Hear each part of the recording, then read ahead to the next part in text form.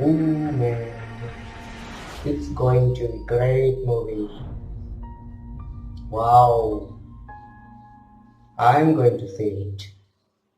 Wow.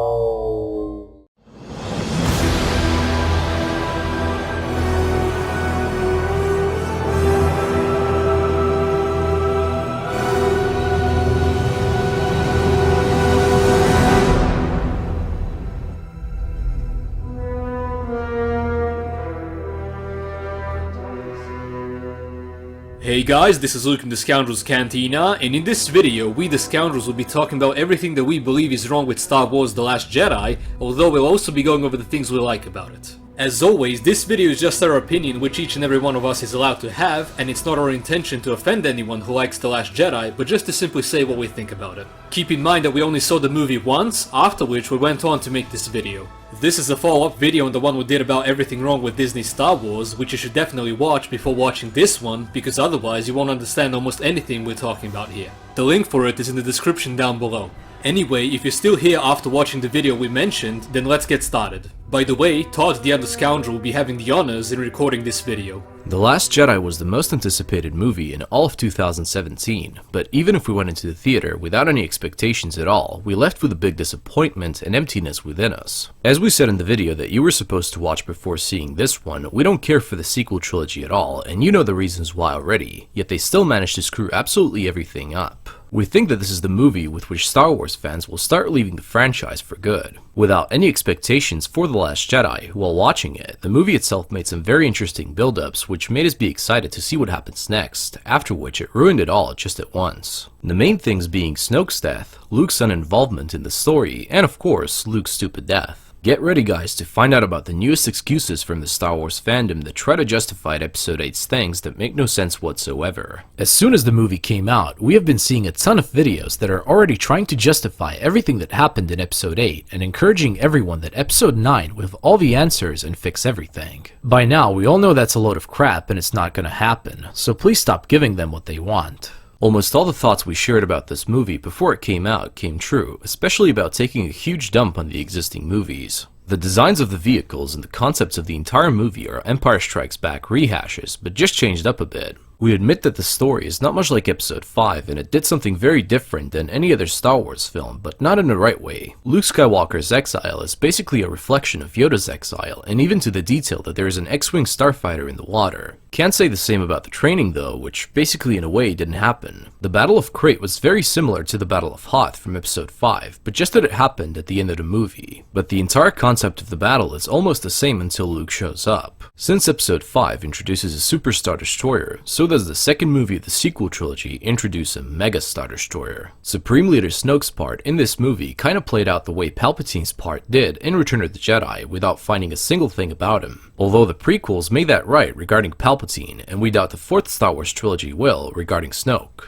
Yoda appears to Luke just as Obi-Wan did with Yoda, although in a different way, so we will give this a pass as well as Snoke's death being a rehash. This movie feels as if the backlash of the fans with The Force Awakens made him want to do something completely new and take it in a direction that no one alive would expect. But just because they did that doesn't make it good, since the direction is horrible and disgraces everything we know about the existing characters. As we said in the other video, the line that Luke says, "It's time for the Jedi to end," alienates everything that happened in episodes 1 to 6, before them and in between them, but especially the happy ending in Return of the Jedi. Also, the reason why Luke ran away from the galaxy is something that totally undermines who Luke was in the original trilogy, that being that he was afraid of the darkness within his nephew, so in a moment of doubt, he decided to end him, but immediately realized what he just did. And yet, in Return of the Jedi, he could find the light in Vader and never gave up on redeeming him from the darkness. That simply doesn't make sense whatsoever. The main excuses that the fans are making up about this part is that Luke had a moment of doubt, which he did say in the movie. So in the end, Luke has doubts about leading his nephew Ben Solo to the right path, even though he was still a good person but with a darkness inside him. He ends up igniting his lightsaber because executing his nephew that he has known since he was a kid is easier and was the best or only way. Yet he didn't know almost anything about his father and never gave up on him. And yes, he did fight against Vader and used his anger to defeat him, but the circumstances are completely different. In episode 6, he didn't have time to think, but in episode 8, he had all the time in the world to think about it, but he irrationally pulled out his weapon on his nephew. Luke did say he regretted igniting his lightsaber, but to be fair, the real Luke Skywalker would never even get into that kind of a position, especially since he's his nephew. Oh, muy. Bravo, Ryan Johnson. I said to Ryan, I said, Jedis don't give up. I mean, even if he had a problem, he would maybe take a year to try and regroup. But if he made a mistake, he would try and right that wrong. So right there, we had a fundamental difference. But it's not my story anymore. It's somebody else's story. I'm just going to break in here and make sure that everybody out there realizes he is so significantly important to this next film. You have no idea. Well, that's good to hear. It's time for the Jedi to end. That's the crux of my problem. Luke would never say that.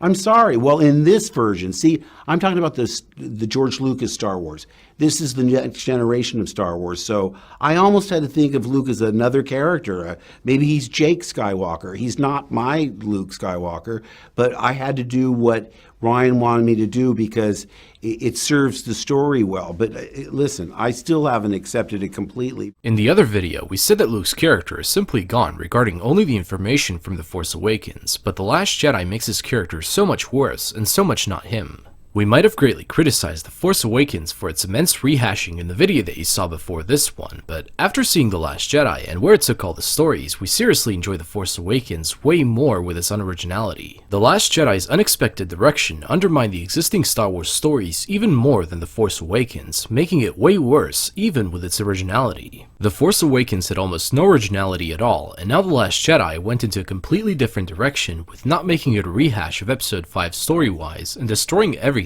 everyone fought for. Episode 7 made all the previous stories be completely relevant with its stupid rehash story. On the other hand, The Last Jedi managed to undermine everything The Force Awakens already did, plus The Force Awakens itself. As soon as the Resistance was victorious with destroying Starkiller Base, a few hours later they were almost completely wiped out, leaving only a handful of people which are now going to be rebels all over again, as they were in the original trilogy. The storytelling is simply ridiculous, and again, they're based on the original trilogy era, because Rebel Scum will make more money than Resistance Scum.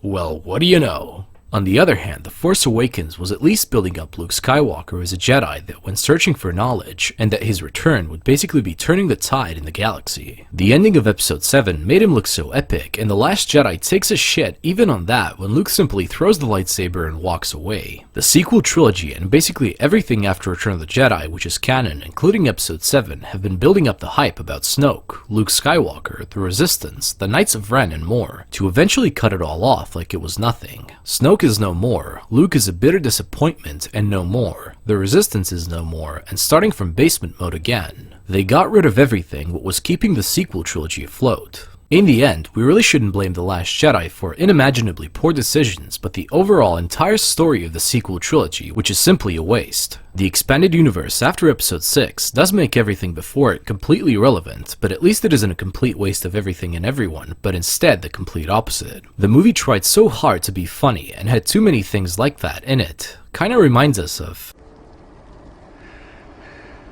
So who talks first? You talk first? I talk first?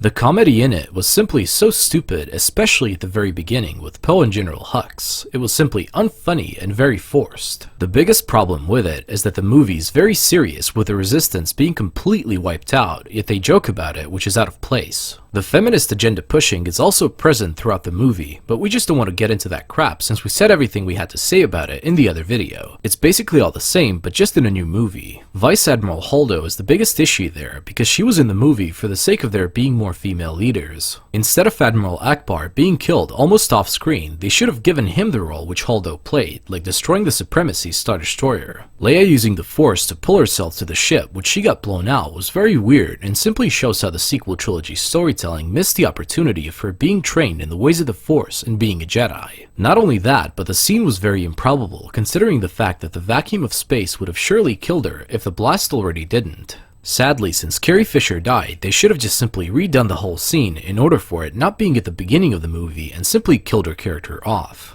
That would have been way better instead of now having Leia die off screen, unless of course they don't use CGI to fix that, which is a terrible idea. Luke Skywalker is the biggest missed opportunity in all of this. They had 2 movies to give us Luke Skywalker the way he was supposed to be. The first time being in The Force Awakens, in which they wanted to hype everyone for Episode 8, where we will finally see him in action the way it was meant to be. In Episode 7, they made us believe that Luke was their A New Hope, if I might add, even though he ran away like a coward when the galaxy needed him because he was emotionally hurt by what happened to his Jedi Academy. Then The Last Jedi comes and turns out Luke ran away just to die and was responsible for the destruction of his Jedi Academy and Ben Solo's turn to the dark side, becoming Kylo Ren. And now he won't train Rey in the ways of the Force because he believes the Jedi need to end. At first he blames what happened in the prequels and how the Jedi were no good, but in truth, he was the real reason why he thought that the Jedi need to end. Instead of learning from his failures, he succumbed to them, and then blamed everyone but himself, as we saw when he was telling Rey lies about how Ben Solo turned on him. At the very end of the movie, we thought that the duel between him and Kylo Ren would redeem the movie a bit, but in the end, it turned out that Luke was just projecting himself on Crate with the Force while actually being an Octo. They made us believe that Luke was immensely strong with the Force and that he blocked all Walker fire aimed at him and was finally gonna have an epic duel with Kylo. But no, he was not even there at all. Instead, he was sitting and meditating and decided to have a heart attack and die, becoming one with the Force. The only thing we wanted to see is Luke in action, at least for a bit, but instead he didn't even really pull out his lightsaber, he just died as he planned to earlier. It's not even a problem that he died, but how he died out of basically thin air, aka nothing. Not to mention that he was so underused in the sequel trilogy. What a bloody waste of one of the best characters in all of Star Wars. 2 chances they had to get him right, and quite frankly, we don't know which one is worse. The fact that we got to see him turn around and be epic for just a moment, or have more screen time and be a coward and a liar, as well as do almost nothing except milk dinosaurs. Mark Hamill was indeed telling the truth, just as we knew he was. And we, as well as him, fundamentally disagree with everything that was decided about his character, as well as the entire movie from beginning to end. I told Ryan, I fundamentally disagree with virtually everything you've decided about my character. Also, this is the first time ever in an actual Star Wars movie that we didn't see 2 lightsabers clash against each other, and of course, we're not counting Rogue One as Star Wars story because it's a spin-off. Pathetic. Although we did enjoy the fight against the Praetorian Guards, but still.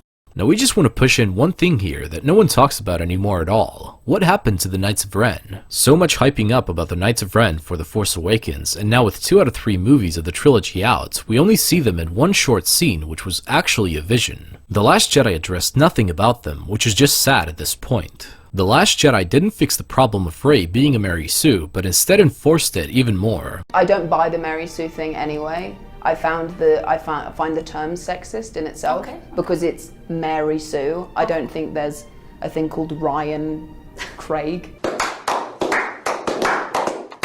She barely had a lesson from Luke on what the Force is and how to reach out to it, and in the end, she's fit to be the Last Jedi and train the new generation. On her own, she started to use a lightsaber without any training at all, and apparently that was enough for her. She managed to best Luke in their brief duel, as well as not needing the ancient Jedi books because she already has it all in her, as said in the movie. Well done, Rian Johnson. You actually managed to fool Jar Jar Abrams with the stupidity of your storytelling. How Rey beat Kylo Ren?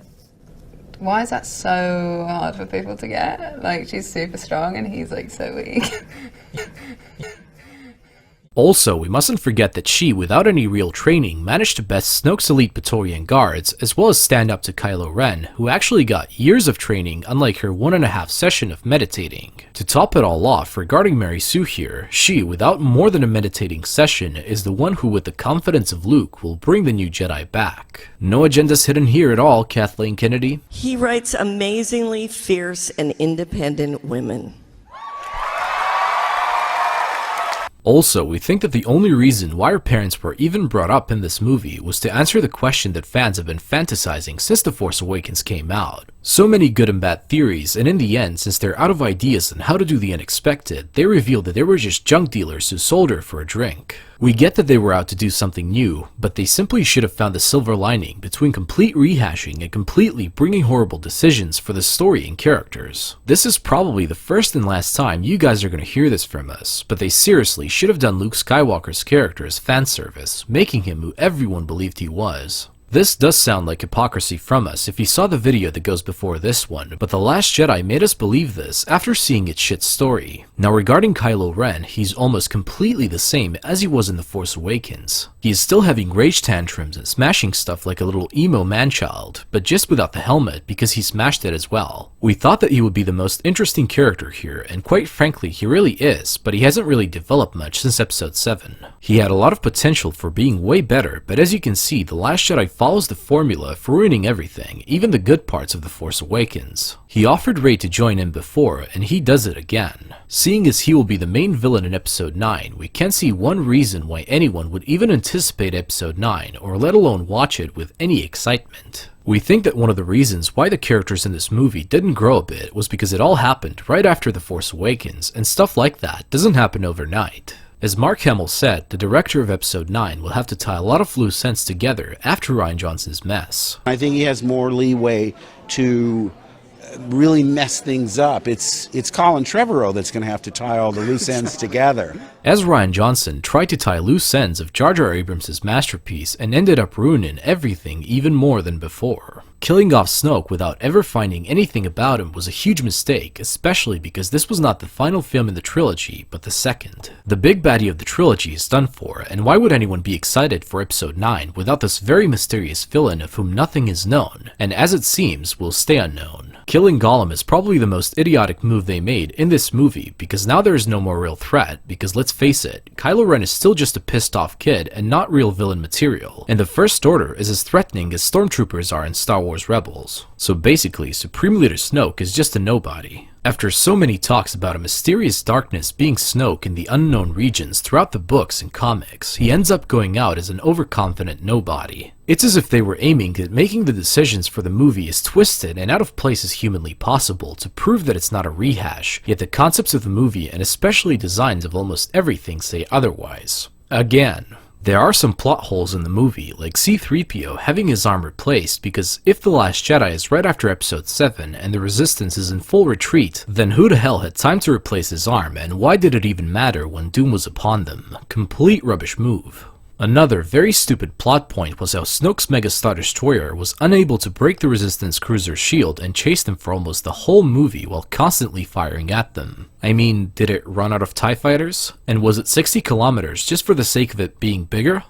Oh, don't worry, the 60 kilometer space in the ship just at once gets completely filled up when the plot requires it at the Battle of Crate. One more thing that's also beyond belief is that the Resistance cruiser's shield would take so much firepower for such a long period of time and not be destroyed, unless of course the Resistance accidentally had the strongest shields on that ship in the entire history of Star Wars. Also, you want to tell me that, for example, the Venator-class Star Destroyer has more firepower to take out enemy shields than a Mega Star Destroyer firing at a Resistance cruiser for 18 hours straight, cause it sure seems that way. The story arc of Finn and Rose was basically just a waste of time, since in the end, they don't do anything except get captured by the First Order. Also, we mustn't forget the rehash of Lando, known as DJ, who betrays them just as Lando did in episode 5. The scene in the casino on Canto Bight was cool, but the whole reason why Finn and Rose went there was irrelevant because they accomplished nothing with it in the end. Captain Phasma probably got even less screen time in this movie, and again, did nothing. Also, she died, and it was a huge waste. Yet again. LEGO released a Star Wars set called the First Order Scout Walker, which wasn't at all in the movie as far as we saw, and we simply don't know what to think of it. We don't like the look of it, but at least it would have been better than using the slightly updated AT-ST Walker, which again, is a rehash. Okay, so we like the Porgs, which are very adorable, although there was a bit too much of them in the movie, and the humor was kind of forced regarding it, but all in all, they're very well designed. The Resistance bombers had a really neat and new design, which was one of the reasons why Luke the Other Scoundrel bought the LEGO set of it, but in the movie, they are deeply flawed ships. Basically, one blast at them was enough to destroy the whole bomber, since it was full of bombs, and they are simply too slow. We don't understand how 30 years after Return of the Jedi, they managed to have less effective bombers than before, but okay. They still look nice. We really like the way the ski speeders pop out of the abandoned rebel base and then stabilize when they hit the ground. That was a really great idea, and for some reason the whole abandoned base on Crate feels kinda like Star Wars meets steampunk. Regarding the ski speeders, well, we already said what we like about them as well as a few other things before we saw The Last Jedi in the video which we mentioned earlier, so we won't be going over the same things again in this video. The connection with Kylo and Rey was kinda interesting and revealed how Luke Skywalker actually lost the Jedi Order, which was fun. The Yoda cameo was basically a payoff to the original trilogy, of course, but we kind of enjoyed that part because it made the movie more interesting, even though we don't agree with almost anything that happened in the movie and the entire sequel era. Yoda's voice seemed kind of off, and I bet I can do a way better impression of him than Frank Oz did in this movie. Alright, let's do it. Do this. Alone. I must. Do or do not. There is no try. Yoda! You seek Yoda! And there you go. The Canto Bight Casino looked really great, but its good looks were short-lived, and we barely got to see our favorite alien from The Last Jedi. That would kinda be it on what we managed to pick up from our first viewing. Throughout the movie, the Resistance speaks of how they are the spark that will light the fire and bring hope to the galaxy and whatnot. But the thing is, they don't do one thing to show hope, but instead we're just running. Worthless lines full of poetic bullshit. We are the spark that'll light the fire that'll burn the First Order down. Come on! At the end, we just want to ask you all, are you ready for episode 9 to be about the spark of the rebellion again? Do you want to see rebel cells get together again just as we saw in Star Wars Rebels? This movie proved almost all of our points about it in the previous video. Everything that happened before Return of the Jedi is completely meaningless, and it's all going in circles all over again. We personally declare the sequel trilogy complete rubbish by our opinion. Finish it off, Luke.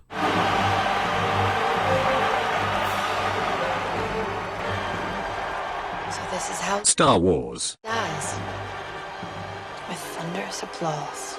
All in all, this movie made us feel as if we were basically watching a television show instead of a movie that people have been waiting for 2 years to see. It felt like it didn't have a beginning, a middle and an end, and as soon as it started, it was as if we were already in the middle, just like in Suicide Squad. The entire story was the Resistance constantly running away from the First Order, which was in the end building up for their final escape. I mean, bravo, what great storytelling. The way the scenes were scattered throughout the movie was very random and sloppy, or in other words, it was badly structured. Just like this video. Personally now when we look at it, The Force Awakens is a much better movie than this garbage. This is not a Star Wars movie, this is a politically correct movie whose goal is not to tell a story but to push as many agendas in it as humanly possible. We would rank The Last Jedi the worst Star Wars movie of them all, as well as the lowest Star Wars in general has ever hit. It's not that much a rehash, but it's simply trash. As we said before, we feel so sorry for the new generations of Star Wars fans for not getting what they deserve, as we got when we were kids. There are things that we haven't said in this video which our good friend Boofire191 covered, so we'll just send you over to his channel, the link is in the description down below.